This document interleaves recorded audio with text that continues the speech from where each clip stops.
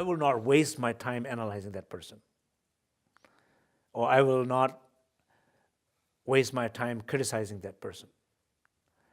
I will try to, anything I will do, I will try to go closer, trying to connect. But if I'm not capable of doing that, I will take a break. If I'm strong enough, I will self-reflect. Clearly, that's my approach. I will not waste my time self-reflecting in terms of the criticism to somebody. And this is sometimes, I feel sometimes very sad, but in the spiritual community sometimes. People sometimes practicing, they really get caught up in situations like that.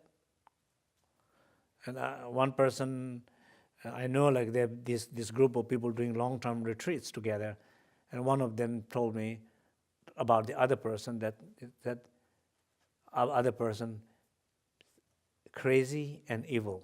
It's two words they use. There's a small group of people practicing together. They use the word of crazy and evil toward the other person.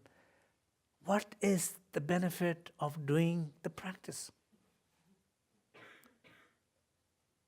Just being there, sitting silence, reciting mantra, accumulating mantra, doesn't mean anything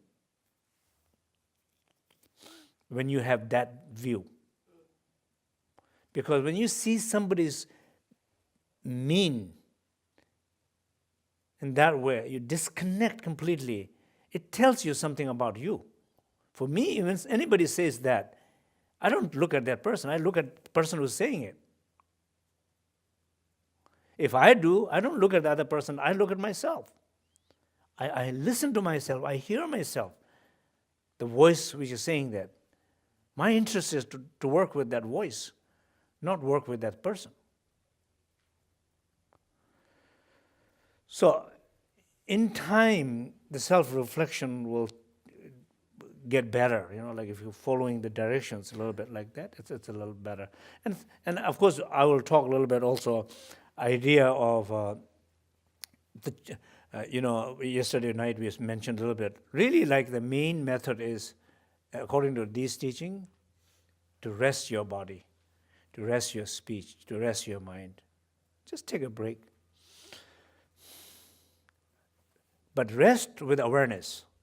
You're trying to really see the challenge, feel the challenge, face the challenge, recognize the challenge, not analyze, not criticize, not judge, not suppress, not manipulate, not elaborate. They all mean different things. Don't do any of that. Then by not doing any of that, but completely connecting. For us, most of the time what people do, they disconnect completely, basically avoiding reflecting on it, or they completely criticize and judge. They go one extreme to the other extreme. We don't do either way. We don't disconnect, we don't judge. We don't do both here.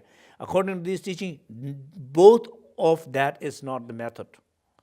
Method is to fully awaken, see it, face it, feel it, but never judge it, not elaborate it. See as it is. If I'm feeling pain, feel the pain. You're feeling it. Feel it. But not reject it. Pain is like a breathing. It's trying to breathe. You should be happy it's breathing. It's like if somebody is dying and then suddenly trying to breathe. You should be happy, right? Oh, I'm happy you're breathing. Right? So this pain is like that. If you're dead, then you should not feel pain. But if you're feeling pain, it's a sign of alive. You're breathing. It's clearing. I'm so grateful I'm feeling it. I'm releasing it. Welcome my pain. Welcome my pain. I let you go. I open the door for you. Bye. That's the relationship to the pain. Not like a closing. Oh, pain is coming. Pain will come underground,